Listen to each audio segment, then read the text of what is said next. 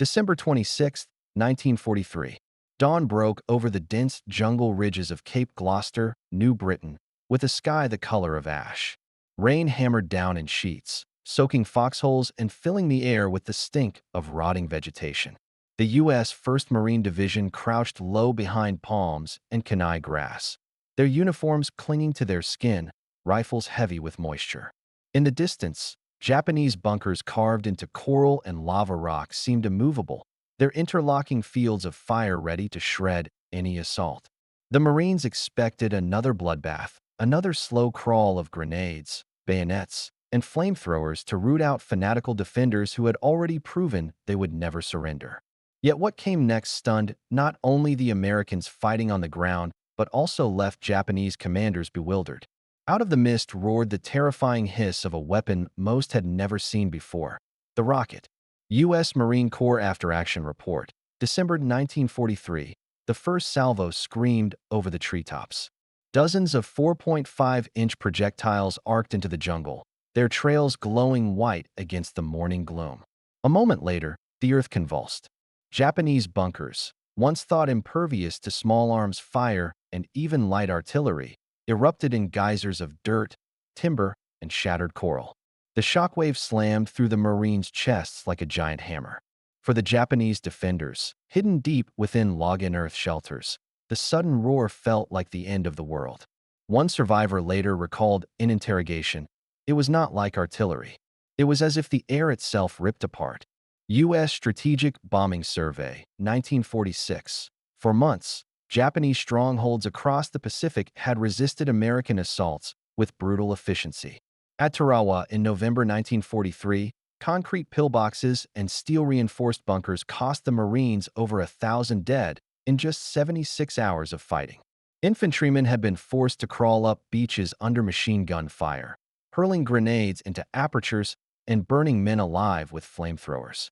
Commanders knew they needed something new, something to shatter defenses before infantry paid the price in blood. That answer arrived in the form of experimental rocket artillery. Designed for mass fire, these weapons sacrificed pinpoint accuracy for saturation, a psychological hammer as much as a physical one. U.S. Navy Bureau of Ordnance Report, 1943. Unlike conventional howitzers, which required careful aiming and could fire only a few shells per minute, American rocket batteries could unleash hundreds of warheads in seconds. Trucks, landing craft, and improvised racks were bristling with launch tubes. When triggered, they turned into fire-breathing monsters, portable storm fronts that flattened jungle and collapsed fortifications. The Japanese had no equivalent, and their doctrine had never prepared them for it. Their officers believed heavy bunkers could withstand anything short of direct naval bombardment. Yet here, on a sodden ridge in New Britain, an entire defensive line was unspooling under a rain of rockets. Bundesarchiv, Captured Japanese Diary, 1944. The men who built these weapons rarely saw the battlefield. Engineers at the Naval Ordnance Test Station in Inyokern, California, and the National Defense Research Committee had worked for years to refine solid-fuel propellants that burned evenly enough for mass production. Technicians at Ford Motor Company and General Electric converted assembly lines once used for cars and appliances into rocket factories, turning out thousands of tubes, fuses, and warheads each week. These workers, many of them women, never heard the shriek of a rocket in combat. Yet in jungles half a world away, their labor tore through bunkers that no rifle or mortar could touch. U.S. Office of War Production Report, 1943. By the end of that first day at Cape Gloucester, the Marines advanced through ground littered with shattered logs, craters, and stunned survivors. Entire Japanese machine gun nests had been silenced not by small arms, but by the sheer shock and overpressure of rockets striking nearby. Marines who had braced for another meat grinder now found themselves walking through scenes of chaos, twisted helmets, scorched earth, and men who had been buried alive in collapsed trenches. Even hardened veterans whispered about the new weapon, calling it the Screamer or the Roaring Death. Marine Corps Oral History Interview, 1947. The Japanese commanders were confounded. Reports from frontline officers described a weapon unlike anything they had faced before. One dramatized composite quote based on captured reports read, The enemy brings thunder in boxes. Many fall without wounds. We cannot see them. We cannot resist. Dramatized composite based on U.S. Army Intelligence Bulletin, 1944. Panic began to ripple through units trained to fight to the death in fixed positions. Their carefully prepared bunkers, designed to resist mortars and naval shelling, were now coffins. But while rockets shocked defenders, they were far from perfect. Their inaccuracy meant that Marines advancing too quickly risked being caught in their own storm. Coordinating rocket barrages with infantry movement required precision timing, and radios often struggled in jungle conditions. Still, the psychological effect was undeniable.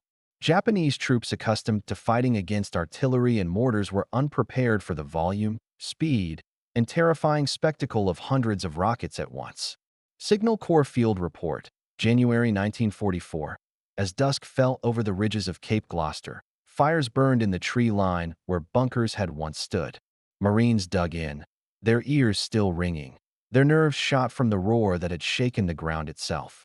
They had taken ground more quickly than expected, but the day's barrage was only a glimpse of what lay ahead. Across the Pacific, planners were already imagining massed rocket salvos from entire landing craft squadrons, floating batteries that could blast beaches before the first wave of Marines ever touched sand. The Japanese, meanwhile, would soon learn that Cape Gloucester was not an isolated nightmare. The Americans were preparing to roll out rockets on a scale never before seen in warfare.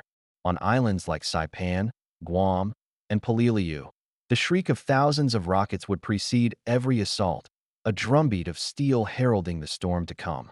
U.S. Navy Log, June 1944. And so, as the 1st Marine companies pressed deeper into the steaming jungle, one fact became clear. The Pacific battlefield had changed forever. Where once only naval guns and relentless infantry could reduce bunkers, now an industrial torrent of rockets gave the U.S. Marines a weapon of shock and awe. The Japanese defenders, proud of their unyielding fortifications, could not yet comprehend the scale of destruction that American industry was about to unleash. The question was no longer whether rockets could break a stronghold, it was how far their reach could extend and whether the empire of Japan had any defense left against the storm that was gathering. WWII. The summer of 1944. The rocket was no longer a battlefield curiosity. It had become a defining instrument of American assault strategy across the Pacific. What began as improvised racks lashed to jeeps and wooden planks now transformed into sophisticated launch platforms mounted on landing craft, trucks, and amphibious vehicles. Engineers had refined the design of the 4.5-inch high-velocity aircraft rocket, HVR, and the spin-stabilized barrage rocket, capable of saturating a wide area with terrifying speed. To the Japanese defenders, these weapons appeared as if the Americans had conjured storms out of steel and fire.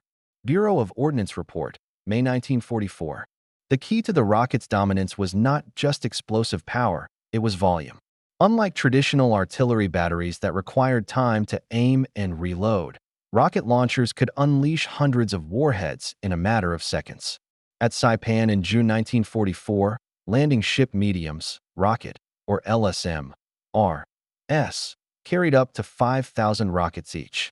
Lined up offshore, they fired in coordinated salvos, blanketing entire sections of coastline. Marines later recalled the sight as surreal. The horizon erupting with white trails, the roar drowning out even naval gunfire, and the beach itself disappearing under waves of explosions. U.S. Navy Amphibious Operations Report, Saipan, 1944. Technically, these rockets were marvels of mass production. The 4.5-inch barrage rocket, weighing about 35 pounds with a warhead carrying 6 pounds of TNT, could be fired from racks holding anywhere from 8 to 60 tubes. Though inaccurate at long range, at close range, within 1,000 yards, they devastated anything in their path. The Navy's LSM-R platforms mounted multiple banks of these tubes, each capable of launching dozens of rockets simultaneously. The result was a saturation fire pattern that required no pinpoint accuracy. Sheer density ensured destruction. Technical Manual TM9 to 394, 1944. Factories across America hummed with the task of feeding this new demand. At the Chrysler Corporation plant in Detroit, engineers once designing cars were now producing rocket motors. At General Electric, teams refined ignition systems. The American industrial machine, already renowned for turning out Liberty ships and Sherman tanks in staggering numbers, now added rockets to its arsenal, producing millions by 1945. Each projectile carried the work of anonymous technicians and assembly line workers, whose precision soldering and machining meant the difference between a rocket that flew straight and one that spiraled into uselessness. Office of War Production Summary, 1945. The Japanese had no equivalent. Their heavy artillery was limited by transport and logistics. Their bunkers were designed against shells and bombs, not rolling curtains of blast. A dramatized composite from captured diaries and intelligence notes reflects their disbelief. The enemy rains iron upon us without end. We fire, but they do not come. Only thunder, and then silence. And when the smoke clears, there are no positions left. Dramatized composite based on Military Intelligence Division Bulletin, 1944. This sense of helplessness spread like poison through garrisons, where once they prepared to fight Americans inch by inch. Now they were shaken even before the 1st Infantry Wave .1 battle made the rocket's value undeniable. The invasion of Guam. July 21, 1944. In the pre-dawn hours, U.S. forces prepared to land on beaches guarded by Japanese defenders entrenched in coral ridges, caves, and pillboxes. Naval bombardment had already pounded the shoreline, but intelligence warned that the fortifications remained largely intact. As landing craft formed up, the rocket ships moved into position. At exactly 8:15 a.m., the sea itself seemed to ignite. From a line of LSM-RS offshore, more than 15,000 rockets screamed toward the coast in a thunderous wave. U.S. Navy Action Report, Guam, 1944. The effect was catastrophic. Coral ridges splintered into fragments. Coconut palms snapped like matchsticks, and pillboxes vanished under firestorms of concussion. Marines watching from landing craft described the scene as a boiling cauldron, where the entire beach seemed to convulse. One survivor from Japan's 29th Infantry Division, captured weeks later, recalled, "We thought the earth had betrayed us. Our positions were gone before the Americans even came." Captured Interrogation Report, August 1944. When the Marines finally hit the sand, resistance was weaker than predicted. Machine gun fire sputtered sporadically, but the interlocking belts of defense had been shredded. The rocket barrage had collapsed caves and buried men alive, severed communications lines, and destroyed ammunition caches. For once, the first waves of Marines did not face the withering fire that had bled them at Tarawa. Instead, they found silence punctuated by smoldering craters. Though fierce fighting would continue inland, the beachhead had been secured faster and with fewer casualties than planners had feared. U.S. Marine Corps Historical Division, 1945. Behind this battlefield transformation stood not only generals but also engineers like Dr. Charles Lauritsen of Caltech, whose early rocket experiments informed wartime designs, and field officers like Commander Duncan Black, who helped develop tactical doctrines for naval rocket use. The weapons were crude compared to later missiles, unguided, unstable, sometimes wildly inaccurate, but in mass salvos they achieved results once thought impossible. National Defense Research Committee Report, 1944. For the Japanese defenders, the psychological toll may have outweighed the physical damage. Infantry trained to fight to the death inside reinforced positions suddenly faced weapons that crushed those positions in seconds. Reports intercepted by U.S. intelligence described confusion, despair, and even refusal to occupy certain bunkers. At Guam, American intelligence noted that surviving defenders often abandoned strongpoints at night, fearing another morning rocket barrage. Military Intelligence Division Bulletin, September 1944. The U.S. commanders understood the advantage. Admiral Richmond Kelly Turner, architect of amphibious assaults, pushed for more rocket-equipped ships in every major operation. By the time of Iwo Jima in February 1945, rocket salvos had become a standard prelude, softening beaches before Marines made their desperate rush ashore. Still, even in success, there were warnings. Some officers noted that rocket barges could not always destroy deeply buried defenses and that saturation fire consumed staggering amounts of munitions. Yet the overwhelming consensus remained. No weapon had so swiftly changed the tempo of amphibious warfare. Amphibious Forces Command Report, 1945. In the jungles of the Pacific, Japanese soldiers continued to adapt, digging deeper caves, dispersing defenses, and preparing for bombardment. But the rocket had altered the balance. What had once required days of grinding infantry assault could now be reduced to minutes. For the Americans, it was a glimpse into the future of warfare, a preview of saturation bombardment, shock tactics, and the industrial scale of firepower that would dominate not only the Pacific but also the wars yet to come.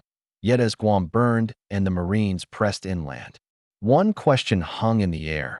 If rockets could obliterate bunkers so swiftly, what would happen when entire fleets of rocket-equipped ships converged on the Japanese home islands? The weapon that had begun as an improvisation was about to become a cornerstone of invasion planning. And with every barrage, Japanese commanders realized the bitter truth. No amount of bravery, no thickness of bunker wall could fully withstand the storm that was descending upon them. By the spring of 1945, the shriek of rockets had become a signature sound of American amphibious assault. At Iwo Jima, LSM-R, rocket ships fired more than 8,500 rockets in a single preparatory salvo, transforming the black volcanic sand into a smoking ruin before the first Marines stormed ashore. At Okinawa, the scale was even greater. Entire shorelines vanished under curtains of fire that lasted minutes at a time.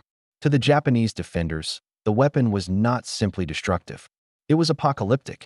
Their diaries, captured after the battle, reveal terror that surpassed fear of naval gunfire. One officer scribbled, "Shells we endure. Rockets are beyond courage. They fall all at once, without mercy." Captured diary, Okinawa, 1945. Strategically, rockets accelerated a fundamental shift in amphibious warfare. Before their introduction, Marines and soldiers often paid in blood to clear pillboxes and bunkers by hand. Each yard of ground required grenades, satchel charges, and flamethrowers. With rockets, beach defenses that once promised to bleed attackers dry could be broken in minutes. The impact went far beyond the tactical. American planners, facing the staggering prospect of invading the Japanese home islands, now considered rockets a vital tool to reduce projected casualties. Joint Chiefs of Staff Planning Memo, May 1945. The psychological effect was immense. Survivors of rocket barges often emerged deafened, concussed, or broken in spirit. At Okinawa, interrogations of prisoners revealed that entire platoons had refused to man their positions after barges, preferring instead to fall back into deeper caves. American intelligence reported that this rocket shock was measurable. Enemy resistance on beaches subjected to concentrated barges collapsed 35% faster than predicted by pre-invasion models. U.S. Strategic Bombing Survey, 1946. For American troops, the effect was the opposite. Marines who had bled at Tarawa or Polilliu spoke of rockets with awe. To them, the weapon was not just destructive, it was protective. They saved lives, one veteran recalled, because every bunker blown meant 10 of us didn't have to die taking it. Marine Veterans Oral History, 1947. This morale factor cannot be overstated. Men storming fortified beaches did so with greater confidence, knowing that behind them, industrial firepower was blasting pathways forward. The engineers and technicians who enabled this transformation rarely saw combat, but their fingerprints were everywhere. At the Naval Ordnance Test Station in California, scientists solved the challenges of stable propellants and mass production tolerances. At the Ford and Chrysler plants, line workers, many of them women, churned out rocket casings and motors with relentless precision. Each rocket launched in the Pacific carried with it the labor of Americans far from the battlefield. Their contribution, though unseen, was central to the war's outcome. War Production Board Report, 1945. Yet, rockets were not invincible. At Okinawa, where Japanese defenders dug into the limestone hills with tunnels and chambers, many positions withstood the rocket storm. Barrages destroyed surface emplacements, but underground strongholds remained. American officers recognized the limits. Rockets could devastate exposed defenses, but they could not uproot deeply entrenched garrisons. As a result, even after terrifying bombardments, Marines still faced brutal close-quarters combat in caves and tunnels. U.S. 10th Army Operations Report, 1945. Nevertheless, the cumulative effect was undeniable. The Japanese garrisons were increasingly demoralized before the first American boots touched the beach. Their commanders recognized that bravery and discipline could not withstand endless industrial barrages. In post-war interrogations, Japanese officers admitted that rocket fire had broken the spirit of many units before combat began. U.S. Army interrogation records, 1946, on the American side. The lesson was equally clear. The marriage of mass production, technology, and tactics had created a weapon that changed the tempo of operations. Instead of weeks-long sieges, commanders could now shatter fortifications in hours. This efficiency was not lost on planners of Operation Downfall, the projected invasion of Japan. Documents show that entire fleets of rocket-equipped ships were prepared to saturate landing zones across Kyushu and Honshu. In some plans, over 200,000 rockets would be fired in the opening days. War Department Planning Study, July 1945. The atomic bomb ultimately ended the war before these plans were tested. But the legacy of rockets did not vanish with Japan's surrender. Instead, it laid the foundation for post-war doctrine. The concept of massed, rapid-fire saturation weapons influenced Cold War strategies, from multiple rocket launch systems like the MGR, one Honest John, to the Soviet Katyusha descendants that bristled across Europe. The idea was simple but enduring: shock and overwhelm the enemy, both physically and psychologically, with volume of fire. U.S. Army Ordnance Corps Review, 1947. Beyond doctrine, the rocket's legacy endured in the minds of those who lived through it. Veterans recalled not just the destruction but the sound, the screaming rush, the chorus off thunder, and the ground trembling as if nature itself had turned against man. For Japanese survivors, the memories carried forward into post-war testimonies, where many compared rockets to natural disasters. It was like an earthquake from the sky, one survivor recalled in 1952, a storm that erased courage. Japanese civilian testimony. 1952, psychologists studying post-war accounts noted the disparity in perception. For Americans, rockets symbolized technological progress, an industrial edge that saved lives. For Japanese soldiers, they were a demonic force, impossible to resist. This asymmetry reflected the broader war itself, an industrial power harnessing science and production against an opponent fighting with valor but lacking equivalent resources. U.S. Psychological Warfare Division Report, 1946. Looking back, one truth emerges clearly.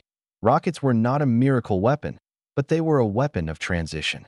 They represented the fusion of industrial might, engineering innovation, and tactical necessity.